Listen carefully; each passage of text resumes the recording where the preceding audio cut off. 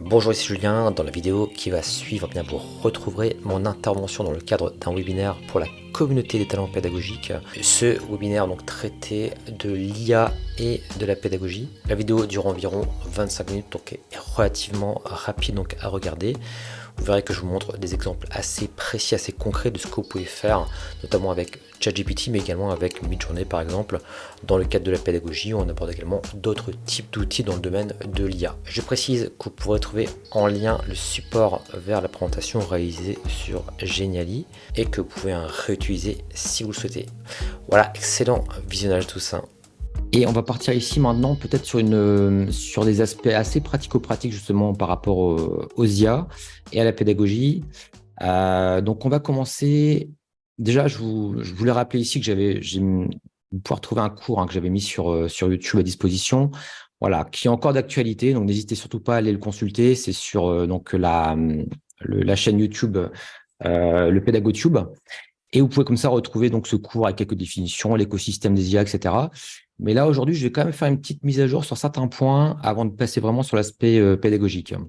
Alors, point important, oui, alors au niveau de l'écosystème des IA, c'est vrai que Martin a beaucoup parlé de ChatGPT. Il y a deux, on va dire, mais par contre, il y a deux types d'IA qui sont très utilisés aujourd'hui. Il y a le textuel et il y a l'image, notamment avec Midjourney, on va en reparler tout à l'heure. Mais également, la génération de musique et de vidéos qui arrivent également. Donc, c'est des choses qui vont bien sûr impacter également la pédagogie.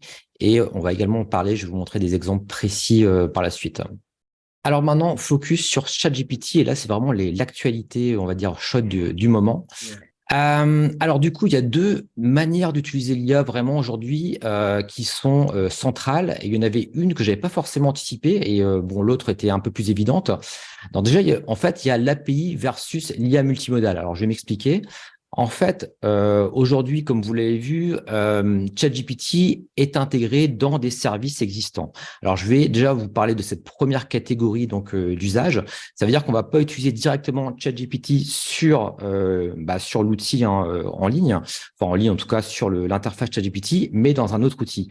Alors ici, je vous montre par exemple l'exemple pour le fameux navigateur Bing en fait. Donc ici, je suis sur le navigateur Bing. Je pose une question sur ce navigateur dans la partie chat entre guillemets. Et ici, ça va être GPT qui va me répondre, mais il y a un complément, c'est que vous allez le voir. Là, je lui pose une question, comment faire usage de ChatGPT en pédagogie. Ici, il me répond. Mais ce qui est intéressant, c'est qu'on va avoir également des liens vers des sites vraiment qui sont, voilà, donc il est connecté pour le coup au web. Et ici, par exemple, il me mène vers un guide de l'enseignant, voilà, sur un site de veille sur la pédagogie. Donc ça, c'est quelque chose de très intéressant. Mais il y a plein d'autres exemples, bien sûr, qui arrivent. Ici, je vous donne un autre exemple. Moi, j'utilise beaucoup WinZQL. C'est un outil pour faire des cartes heuristiques. Par exemple, vraiment par hasard, j'utilisais l'outil et je vois que maintenant, ils ont également ajouté, vous voyez, le petit bouton ici, intelligence artificielle. Donc, voilà, ici, je mets par exemple dans le sujet activité pédagogique pour développer l'esprit critique. Et vous allez voir, en cliquant sur ce petit bouton, tout simplement, il va me générer une proposition, on va dire, directement dans une carte heuristique. Après, si je souhaite approfondir un point, via cet outil-là, et encore une fois, c'est un exemple parmi tant d'autres, je clique dessus, je clique à nouveau sur générer via l'IA et il va me faire des propositions comme ça, voilà, de manière très rapide. Et bien sûr, tout ça, c'est de manière totalement transparente pour l'utilisateur, entre guillemets, mais derrière, c'est ChatGPT finalement qui travaille. Alors aujourd'hui, c'est ChatGPT, ce sera d'autres IA bien sûr par la suite, mais sachez que c'est vraiment une grosse tendance. Alors enfin, sur quelque chose de plus pédagogique pour le coup par rapport aux outils existants, j'étais bêta-testeur sur Quiz Wizard, donc de Bookflash, d'entreprise Bookflash, et je vous montre justement, c'est le même principe, c'est-à-dire c'est un outil qu'on connaît tous en tant que pédagogue maintenant. Et ils ont créé finalement une interface qui permet de cette fois de créer des questions via l'IA. Donc, vous voyez l'exemple concret que je vais prendre. Ici, je suis sur leur interface. Je vais mettre gestion de projet. Donc, voilà, la matière, c'est gestion de projet. Je choisis mon niveau. Ici, je vais mettre supérieur. Et ma classe, je vais mettre ici Master 2, là, de mémoire. Voilà. Et ensuite, je vais mettre la thématique. Donc, c'est une sous-thématique par rapport à mon cours de gestion de projet. Là, je mets les différentes méthodes de planification. Je clique sur continuer. Ici, on me propose soit des questions, soit un jeu de flashcards. Je vais mettre questions. D'accord. Bon, je vais assez vite là-dessus. On génère les questions. Et vous allez voir, automatiquement, finalement, l'outil va me proposer comme ça un pool de questions. Et si vous connaissez en gestion de projet, vous verrez que c'est des questions tout à fait pertinentes. Hein, voilà, déterminer les chemins critiques, etc. Donc, c'est des choses qui fonctionnent tout à fait. Une fois que, eh bien, j'ai réalisé cela, je vais pouvoir définir si je souhaite, eh bien, comment je souhaite que cette question soit posée. Est-ce qu'il y a, par exemple, ici, c'est 3 réponses incorrectes et une réponse correcte. Voilà, donc ici, je vais laisser ce choix par défaut. Et ensuite, ici, dans mon cas, je vais générer donc les réponses. Et donc, on retrouve maintenant les questions et les réponses qui suivent. On pourrait très bien sûr, modifier les questions et les réponses. Donc, c'est vraiment bien foutu de ce niveau-là. Puisque, bon, c'est vrai, comme on l'a dit, hein, ChatGPT peut halluciner en quelque sorte. Donc, voilà, bien sûr, faut relire. Hein, c'est le rôle de l'enseignant. Mais en tout cas, c'est un outil qui, vraiment, de mon point de vue, va vous faciliter la tâche, permettre de faciliter la tâche. Et là, je peux très bien exporter ensuite eh bien, tout cela sur du WooClap, sur du Moodle, etc., de manière voilà, très, très simple en quelques clics. Voilà un petit peu pour un autre exemple d'usage aujourd'hui de ChatGPT, mais qui est intégré via une API dans un autre outil. Maintenant, ce qu'on voit également arriver, et ça, c'est quelque chose moi que j'avais pas du tout anticipé, c'est que dans ChatGPT lui-même, eh bien, on va avoir un écosystème finalement d'applications. Et là, je vais vous montrer une vidéo qui a été donc enregistrée par justement hein, l'équipe d'OpenIA.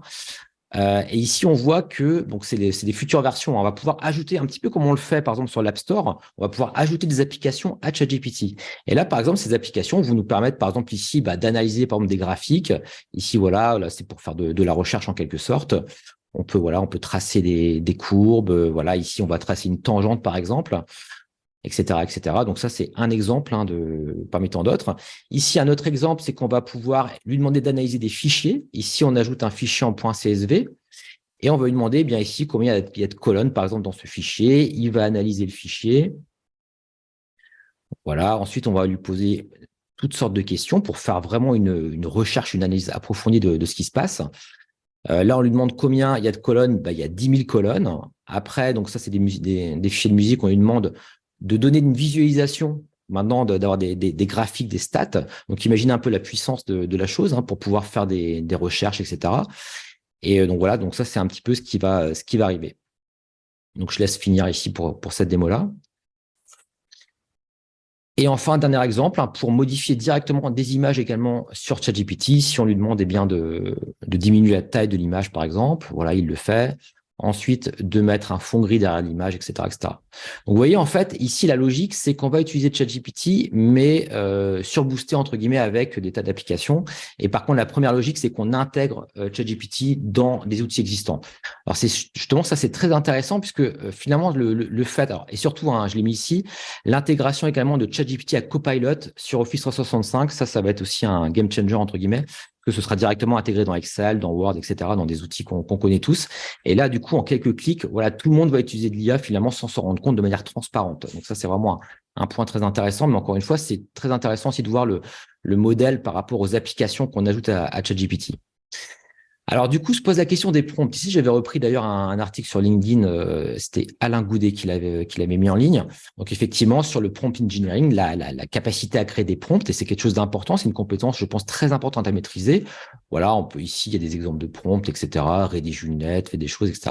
Ensuite, la manière de rédiger, là, je vais très vite, hein, mais on peut rédiger à la manière de Victor Hugo, Alexandre Dumas, on peut lui demander un style d'écriture, etc. Donc pour moi, ça me paraît très important de développer ces compétences-là, mais le fait que ce qui s'intègre à des outils maintenant, comme vous le voyez en quelques clics, finalement, ça nous exonère, entre guillemets, de l'obligation d'avoir à apprendre aussi à créer des prompts, et on peut lui demander de manière transparente, comme ça, de faire des choses sans forcément être prompt engineer, entre guillemets. Donc ça, c'est quelque chose d'intéressant, même si, encore une fois, cette compétence me semble très importante. Mais pour continuer sur cette question de l'apprentissage des prompts ou pas, vous voyez, par exemple, là, je vous montre un exemple quand je veux, par exemple, faire une illustration d'une image pour un cours. Admettons, on est toujours sur un cours de gestion de projet, je veux générer cette image ici. Alors, dans le cas pratique, vous voyez, moi, j'utilise Midjourney. Alors, ce que je fais de manière très pragmatique, moi, je vais sur DeepL, j'écris mon texte en français, il me traduit en anglais. Et ensuite, je vais aller sur Discord, parce que donc, pour utiliser Midjourney, on utilise Discord. Hein. Bon, je ne vais pas forcément rentrer dans trop de détails, ça prend trop de temps. Je lui mets ici donc la commande Imagine, je lui colle le prompt, et il va comme ça me générer une image. Sachez qu'avec cette nouvelle version de Midjourney, hein, tout est photoréaliste par défaut. Donc ici, on obtient des étudiants qui collaborent, etc. C'est pas mal, hein, ça me convient. Je pourrais utiliser cette image, il n'y a pas de souci. Par contre, ce qui est intéressant, c'est que je peux également m'aider d'outils pour créer des prompts. Ici, par exemple, j'utilise AIPRM, qui est un outil qui permet comme ça d'avoir des prompts communautaires, entre guillemets. Et vous voyez, en utilisant l'outil qui permet de créer des prompts pour justement Midjourney, eh bien, je vais pouvoir avoir comme ça des exemples de prompts un petit peu différents. Voilà, donc là, je vais pouvoir en ayant utilisé la même phrase, je vais obtenir des choses beaucoup plus intéressantes qu'il m'a proposé, il m'a fait des propositions plus créatives, entre guillemets. Donc, vous voyez, là, c'est complètement autre chose. Hein, ça me permet d'avoir des choses vraiment intéressantes. Je ne suis pas très inspiré. Là, je vais vous montrer un autre exemple pour un autre prompt. Donc, voilà, là, il va le générer tranquillement. Et voilà, donc j'obtiens donc le prompt final, enfin l'image finale que là je vous montrais à la base. Donc, vous voyez, c'est assez intéressant de se rendre compte que finalement, on va pouvoir utiliser des outils maintenant pour nous aider également dans la rédaction des prompts. Et beaucoup de personnes utilisent maintenant GPT-4 directement, bien sûr, pour faire leurs prompts sur Midjourney notamment. Dernier exemple peut-être également par rapport à ces prompts entre guillemets partagés par la communauté. Ici, je précise que je suis sur GPT-4 et je clique sur voilà, crée-moi un article sur ce sujet. J'ai juste mis ici gestion de projet et vous voyez tout le reste découle finalement de ce prompt qui est partagé. Alors je ne connais pas d'ailleurs, je ne peux pas, je crois qu'il faut payer hein, pour vraiment accéder vraiment au prompt en tant que tel. Mais en tout cas, voilà, c'est des personnes qui ont rédigé donc un prompt très précis avec tous les mots clés essentiels pour que la chose soit pertinente. Et là, dans mon cas, eh bien, il me rédige un article sur la gestion de projet, etc. Donc, pour les personnes qui connaissent, vous verrez que c'est tout à fait pertinent. Donc, vous voyez un petit peu cette question finalement du prompt hein, est assez intéressante. Est-ce qu'il faut ou pas commencer à maîtriser les prompts de A à Z ou bien utiliser des outils pour les générer? En tout cas, je pense que les deux sont intéressants. Mais voilà, c'est quand même important de savoir que aujourd'hui, on peut créer des prompts également avec des outils. Ensuite, maintenant, pour passer à des usages plus pédagogiques, je vais vous donner quelques use cases, entre guillemets. Hein. C'est vraiment voilà, des choses que j'ai testées, expérimentées. Je vais le partager avec vous. C'est vraiment l'idée ici, je l'ai mis ici, à ouvrir vos chakras, entre guillemets, de pédagogue et de voir un petit peu des choses qui peuvent se faire. Donc, pour illustrer un cours, on l'a vu, hein, on peut créer des images, etc. Moi, j'utilise Midjourney, hein, qui aujourd'hui, d'ailleurs, n'est que payant. Hein. Il n'y a plus de version gratuite de Midjourney pour information. Donc, ça, c'est un point sur lequel on pourrait discuter aussi, mais il y a d'autres outils hein, pour créer des images. Maintenant, avec d'autres IA, on peut créer également, pourquoi pas, des trailers. Alors ici, je vous montre un exemple. C'est DID, en fait, le site. Et en l'occurrence, là, j'ai recopié finalement la présentation du webinaire qu'on est en train de donner aujourd'hui. Alors, je ne sais pas si vous avez le son, je pense que vous l'entendrez avec mon micro de toute façon. Ici, là, je colle tout simplement mon texte. Et comme vous voyez, d'ailleurs, c'est intéressant également de se rendre compte qu'ici, il y a un petit bouton. Voilà. Au cours de ce webinaire. Donc, je pense que vous entendez. Il y avait un petit bouton pour générer également de manière, on va dire, avec une IA, le texte. Donc, vous voyez, ici également est intégré de manière transparente ChatGPT. Donc, il va s'intégrer vraiment partout. Je pense à terme, vous le verrez dans votre expérience. Donc, ici, là, dans mon cas, je suis en train de tester mon audio. Sur l'IA et la pédagogie, nous débuterons avec Martin Trio en explorant les défis pédagogiques liés à l'intelligence. Et là, donc, je choisis mon avatar pour présenter mon texte et je vais générer comme ça la vidéo ensuite. Bienvenue. Au cours de ce webinaire sur l'IA et la pédagogie, nous débuterons avec Martin Trio en explorant les... Vous voyez, en fait, ça peut être très simple pour un enseignant qui souhaite faire un petit trailer de son cours, pourquoi pas. Enfin, voilà, c'est des choses qui sont aujourd'hui à la portée de tous, je dirais, sans aucune difficulté. Donc ça, c'est DID pour information. Après, dans la partie formation-évaluation, ici, je vais vous montrer rapidement comment créer des quiz. Bon, ça, c'est quelque chose de très classique. Alors, ce qui est intéressant ici, c'est que j'utilise GPT-4. Donc, voilà, c'est peut-être des choses un peu plus pertinentes qu'on a aujourd'hui au niveau des résultats. Là, je lui demande de me poser 10 questions pour un cours de gestion de projet. Je prends toujours ce cas pratique. 3 questions à choix multiples, 3 questions à choix unique, 2 questions à trous et 2 questions vrai-faux. Hop, c'est parti. Donc, vous voyez, je fais un prompt assez simple. Hein, finalement, je me suis pas, entre guillemets, trop pris la tête. Et là, vous voyez, il va commencer à me faire mes questions. Voilà. Quelles sont les principales méthodes de gestion de projet? Scrum, voilà. Six Sigma, ITIL, Prince2. Voilà. Bon, pour les spécialistes, vous pourrez juger de la pertinence. Quels sont les rôles clés voilà, du système d'information, chef de projet, architecte, etc., designer. Quels sont les éléments du triangle d'or, etc., etc. Alors, quel outil est généralement utilisé? Alors, ici, les questions à trous. Voilà, donc là, il me fait des questions à trous comme je lui ai demandé. Hein. Voilà, ici, j'ai avancé un petit peu la vidéo. Et enfin, les questions vrai-faux également, comme je lui ai demandé dans mon prompt. Donc, on peut vraiment être très précis dans son prompt et il va nous faire vraiment toutes les questions qu'on souhaite.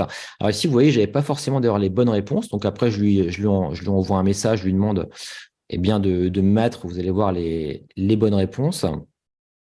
Et voilà, il me donne à chaque fois les bonnes réponses pour les questions, etc. Donc, vous pouvez bien sûr échanger si la chose ne vous satisfait pas, entre guillemets, de manière très naturelle, entre guillemets. Voilà un petit peu pour cette partie, on va dire, sur les quiz. Maintenant, pour préparer une séance de formation, j'ai fait des tests également. Je vais vous le montrer en live. Alors, je vais d'ailleurs faire une présentation sur l'esprit critique et l'IA, donc à IMTBS. Et là, je vais demander, vous voyez, est-ce que j'interviens pour une journée? Propose-moi un plan pour ma formation. Il y a 40 participants, c'est sur l'esprit critique. Et fais-moi un tableau avec le timing pour que je puisse être bien organisé. Vous allez voir un petit peu le résultat. Donc, il va pouvoir me faire mon tableau avec le temps, voilà, la présentation, 10 minutes, enfin, pendant 10 minutes de ChatGPT une journée. Il n'oublie pas également de mettre une petite pause de 5 minutes, etc., etc. Il me donne des conseils, voilà. Pendant la première partie, vous pouvez présenter les concepts de base de l'IA, etc., etc. Donc, ça peut être intéressant. Voilà, on peut s'en servir de base, on va dire, pour préparer son cours. Et je trouve que c'est quelque chose de tout à fait pertinent. Et j'insiste, hein, mais c'est vrai que la version 4 est, je trouve, beaucoup plus précise dans sa réponse. Enfin, un point qui me semble très intéressant également, c'est la notion de pédagogie différenciée. Alors, c'est peut-être un bien grand mot différencié, mais vous allez voir un exemple assez précis. En admettant que je suis toujours sur mon cours de gestion de projet, je souhaite en fait faire des définitions sur les différentes méthodes agiles, méthodes en cascade, itératives, etc. Et vous allez voir ce que je vais lui demander, en fait, c'est qu'il me fasse une définition comme si j'étais un expert en gestion de projet et une définition comme si j'étais un enfant de 8 ans. Et là, ce qui est intéressant, c'est qu'on va vraiment pouvoir avoir voilà, deux types de définitions. Alors, ça peut vraiment être intéressant, je pense, pour vos cours, hein, pour des étudiants qui vraiment n'ont pas de notion et si vous voulez leur expliquer les choses plus simplement. Donc, vous voyez, par exemple, ici, comment il me décrit pour un enfant de 8 ans la méthode agile. Imagine que tu construis un château de Lego. La méthode agile, c'est de construire voilà, chaque pièce du château séparément, puis les assembler, etc. Donc, voilà, il donne des exemples, entre guillemets, qui pourraient être compréhensibles par un enfant et ce qui me semble tout à fait pertinent. Alors, voilà, vous pouvez évidemment varier un petit peu, entre guillemets, les âges si vous voulez changer un petit peu les définitions, les rendre un petit peu plus compliquées ou plus détaillées. Mais vous voyez, à chaque fois, il y a la définition de l'expert ici et ici plutôt la définition accessible, entre guillemets, pour un enfant. Donc, ça me semble intéressant, en tout cas, d'avoir ça en tête au niveau de vos prompts. Enfin, moi, je vais également réaliser des barèmes. Ça, c'est des choses qui peuvent être intéressantes également. Donc, tu es expert en pédagogie. Voilà. Peux-tu me rédiger des phrases types en fonction des éléments de barème suivants: inadéquates, compétences en développement, compétents avancés. Donc, on est beaucoup sur maintenant l'évaluation par compétences. Donc, ici, dans mon cas, voilà, c'était une demande d'ailleurs d'un enseignant qui voulait que je lui détaille un peu tout ça. Bon, moi, personnellement, j'utilise aujourd'hui au quotidien cet outil-là, notamment dans mon métier. Donc c'est vrai que voilà, je les réflexe et puis je me suis dit, bah tiens, je vais capter l'écran en même temps pour montrer aussi un exemple concret. Et là, vous voyez, bon, bah, il me fait le travail, hein, inadéquat, l'étudiant ne montre pas de compréhension, de compétences, etc. Compétences en développement, l'étudiant montre une compréhension partielle, etc., etc. Je ne vais pas forcément tout vous lire ici. Mais vous voyez, simplement pour vous dire qu'on peut vraiment lui demander des tas de choses aussi vraiment liées à la pédagogie, la réalisation de barème, l'évaluation par compétences, etc. Ça peut être vraiment pratique. Alors ensuite, pour les activités d'apprentissage ici, je vais vous donner des exemples assez intéressants sur notamment la manière de faire réviser donc les étudiants. En fait, ce qui va être intéressant avec cet outil-là, c'est qu'on va pouvoir faire des prompts qui permettent de s'auto-évaluer, d'avoir un échange finalement comme si on échangeait finalement avec un évaluateur. Ici, je lui demande, pose-moi des questions une par une sur la thématique de la gestion de projet en système d'information. Si je me trompe, corrige-moi et passe à la suite. Donc voilà, ça va être parti. Je lui envoie ça. OK, il me pose la question 1, quelles sont les principales méthodes en gestion de projet? Ici, moi, je vais lui faire une réponse. Voilà, je vais mettre Agile, je vais mettre Scrum et je vais envoyer. OK, il me dit, bravo, vous avez mentionné deux méthodologies. Cependant, il en existe d'autres. Vous voyez, j'ai un feedback qui est vraiment adapté. Il m'informe qu'également la Waterfall, etc., Prince2, ITIL, etc. Voilà, la méthode Kanban. Et comme ça, il va pouvoir me donner un feedback tout en prenant en considération évidemment la réponse que je lui ai donnée. Ensuite, voilà, il me pose sa deuxième question dans la foulée. Quel est le rôle d'un chef de projet en système d'information? Ici, je vais mettre coordonner les équipes. Voilà, je mets un peu ce qui me passait par la tête au moment de la vidéo, s'assurer de la qualité des livrables et j'envoie la réponse. Voilà, il me dit, voilà, vous avez raison, effectivement, etc. mais il va également m'ajouter d'autres choses en plus. Donc, c'est vraiment très intéressant pour ce côté apprentissage. Donc, pourquoi pas demander à vos étudiants de s'entraîner, de donner la preuve qu'ils se sont entraînés, etc. Donc, ça peut vraiment être des idées intéressantes. Ensuite, par la suite de la vidéo, je vais avancer un tout petit peu. Je lui demande, je crois que c'est une partie sur les outils. Alors, ici, il me donne donc toute une liste d'outils également en plus, en complément. Et notamment, il me parle de Notion. Et là, je vais le couper. Je vais dire, OK, c'est intéressant. Tiens, est-ce que tu peux m'en dire plus sur Notion? Ça veut dire que pendant cette petite évaluation, on peut interagir de manière totalement naturelle. Et là, il m'en dit un peu plus sur Notion, ce que c'est, etc., à quoi sert cet outil. Et une fois il m'en a dit plus, il me repose la question suivante. OK, il n'a pas perdu de vue qu'on est sur une discussion entre guillemets pour apprendre comment définir et gérer le périmètre d'un projet, etc., etc. Donc ça, c'est quelque chose de très intéressant, je trouve, pour vraiment le proposer à vos étudiants, pour qu'ils s'entraînent. Voilà, c'est un petit peu comme un mini logiciel, entre guillemets. Donc voilà, quelque chose pour également ouvrir vos chakras. Ensuite, on peut lui demander également de créer des service games. C'est tout bête, mais voilà, je voulais tester ça. Je lui ai demandé en fait de me créer un jeu. Est-ce que tu peux m'imaginer un jeu de cartes pour la gestion de projet? Durée 30 minutes, 4 personnes, le jeu doit être compétitif, etc. Alors là, il me propose quelque chose, décris-moi les règles de jeu. Alors voilà, donc vous allez voir, il va me créer un jeu. Donc il me l'appelle Project Master, un jeu compétitif, donc pour enseigner les fondamentaux de la gestion de projet, etc. Donc il me donne le but du jeu, voilà, et de terminer un projet avec le moins de problèmes et le plus de points de réussite, etc. Donc, il me propose un plateau avec 30 cases, 80 cartes, etc. Bon, il y a beaucoup de cartes. Je vous avoue que je n'ai pas forcément testé. D'ailleurs, juste pour information, donc il me donne les règles du jeu. Ouais, ce sera à tester. On peut être sceptique sur les résultats. Je pense que, mais en tout cas, je trouve que c'est intéressant qu'il propose quelque chose. Après, à voir si ça fonctionne dans la réalité.